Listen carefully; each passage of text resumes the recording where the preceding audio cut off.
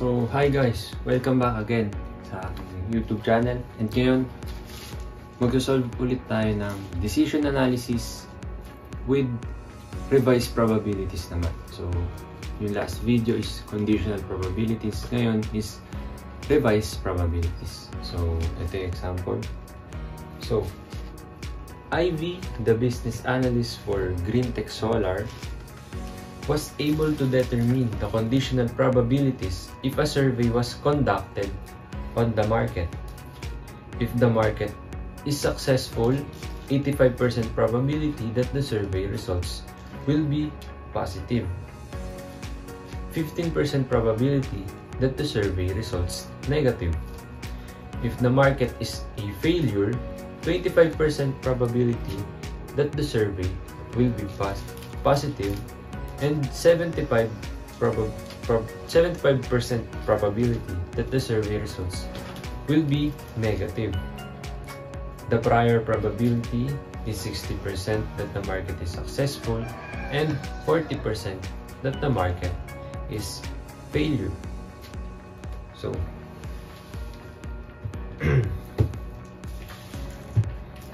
ito yung table dun sa ating mga probability.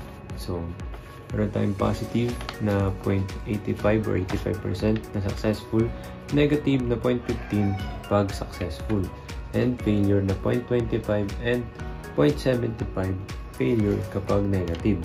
Prior probability 0.60 and 0.40 sa failure. So, gawin natin siyang decision trees. So, decision node, positive and negative sa events, and pag positive, meron successful na 0.6 and 0.85 and failure ng 0.4 and meron siyang 0.25 kapag sa failure. Negative naman, successful is 0.6 pa rin yung probability and 0.15 probability kapag successful. And negative na failure is 0.4 and 0.75 kapag nag-failure. So kapag sinolve, 0.85, hanapin natin yung EVM. 0.85 times 0.6 plus 0.25 times 0.4 is 0.61 para sa negative. So, ilagay natin dito. 0.61. Yan. 0.61. Next is 0.15 times 0.6 plus 0.75 times 0.4 is equals to 0.39 para sa negative. So, ilagay natin dito. 0.39. So, mas mataas, 0.61, 0.39 is 0.61. 0.61. So, ayan yung una nating decision trees para sa conditional probabilities dito sa revise. So, next na gagawin naman natin is hanapin na natin dito, magsisimula na tayo ng revised probability. So, hanapin natin yung joint probability. So, nakita pa rin naman. Joint probability is ito. P survey market is equals to P survey market times the product. So, ito. 0.85 galing dito sa P survey market natin, positive, times 0.6 dun sa probability. IP market pala ito, hindi product. Yan. So, 0.85 times 0.6 is 0.51. 0.15 times 0.6 is 0.09. Then, 0.25 times 0.4 is 0.1. And 0.75 times 0.4 is 0.03. Yan. Tapos, ilagay na natin siya dito sa ating revised probability na table. So, P survey market, type of market, success and failure, positive and negative. Ang gagawin lang natin dito is kopyahin natin ito. So, 0.85, 0.15, 0.25, 0.75. Then, joint probability, yung sinolve, 0.51, 0.09, 0.1 times 0.3. So, sa P survey, para makuha yung 0.61 is i-add lang natin tong 0.51 plus 0.1, then 0.09, plus 0.3. So, yan yung equal. Then, dito sa P-market survey, so, copy lang natin yung probabilities na 0.6, 2.6, and 0.4. So, 0.6, 0.6, 0.4, 0.4. Then, dito sa posterior probability, para makuha yung posterior probability, is i-divide natin tong joint probability doon sa P-survey. So, 0.51 divided by 0.61. So, yan. 0.51 divided by, ay, hindi pala. Ito. 0.51 divided by 0.61 is 0.84. 0.84. Then, 0.1 divided by 0.61 is 0.16. 0.09 divided by 0.39 is 0.23. And 0.3 divided by 0.39 is 0.77.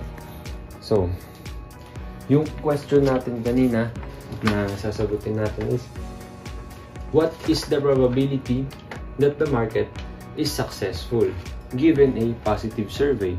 What if the survey is negative? And what is the probability that the market is a failure given a positive survey? What if the survey is negative? So, apat yung question na yun. Sa question 1, what is the probability that the market is successful given a positive survey? So successful market and positive. So, 0.84. So, ito. 84% yung sagot. So, yan. Positive and successful na survey. And next is, what if the survey is negative? So, kung negative na successful is 23%. Then, kapag positive na failure is 0.16 and positive na negative is 0.17. So, pero hindi pa rito nagtatapos yun dahil meron pa. So, si Ivy, para yan yung business analyst, is kailangan mag-decide kung ano talaga yung decision niya. So, yung cost ng survey is $1,000. So, should Ivy conduct the survey? And how much gain or loss will she expect for the company? So, ito pa rin yung kasunod na problem. So, ito pa rin yung table na ginamit natin. So, 15, negative 8, 9, negative 3, 0, 0. Yung prior probability na 0.6 and 0.4 nadagdag is yung cost ng survey na 1 or $1,000. So, dito, magkakaroon tayo ng net payoff wherein yung payoff, i-minus natin dun sa cost of survey. So, 15 minus 1 is 14, 9 minus 1 is 8, 0 minus 1 is negative 1, negative 8 minus 1 is negative 9.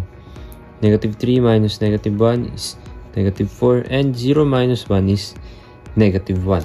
So, unahin natin dito. Decision node. So, meron tayong decision node dito. Nilagay ko na rin yung sagot para dire-diretso. Then, magkakaroon tayo ng conduct or none na hindi magko-conduct. So, sa conduct, meron tayong positive na merong 0.61 na probability galing dun sa sinolve natin na una, and negative na 0.39. So, kapag nag-solve tayo ng positive, meron siyang invest, expand, and do nothing. And kapag sa negative, meron ding invest, expand, and do nothing. So, dito sa invest, meron siyang 0.84, 0.16, pare-pares yung probability nila dito sa positive na 0.84 and 0.16, and sa negative is 0.23 and 0.77. So, meron ditong 14 galing dun sa net payoff natin na 14. Negative 9, 8, and 4. Tapos, negative 1 and negative 1. So, ganun din dito. Para sa gilid, hanapin natin yung EVM. 0.84 times 14 ay plus times 14 plus 0.16 times negative 9 is 10.32.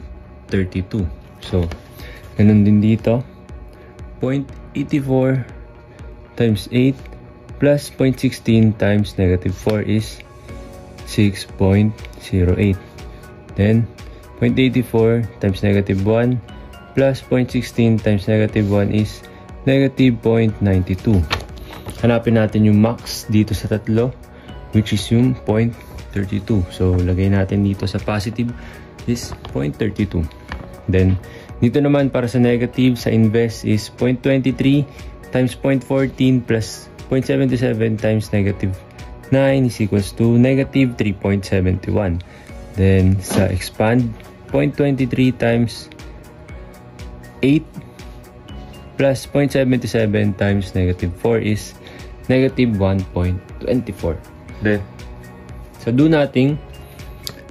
0.23 minus plus, right, times negative 1 plus 0.77 times negative 1 is 0.41. Then, ang maximum dito sa tatlo, negative 3.71, negative 1.24, and 0.41 is 0.41. So, ay, ano pala to? 1. Sorry. Mali. Ayan,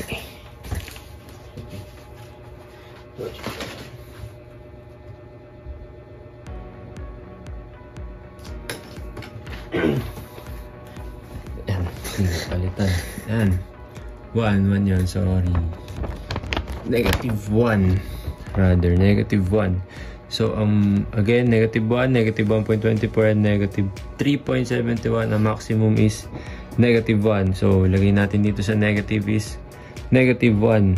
Then, since merong probability positive and negative na 0.61 and 0.39, i-EVM ulit natin. So, 0.61 times 10.32 plus 0.39 times negative 1 equals to 5.9. Positive 5.9. So, dito naman sa none, meron tayong decision node. So, parang kapares na ito ng decision 3 kanina.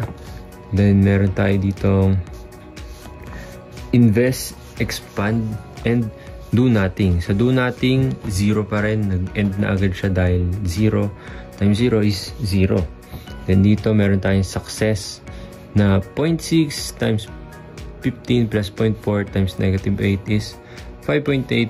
Then, 0.6 times 9 plus 0.4 times negative 3 is 4.2. Ang maximum sa dalawa is 5.8. So, nandito na tayo. Meron tayong 5.91 and 5.8. So, maximum is 5.91.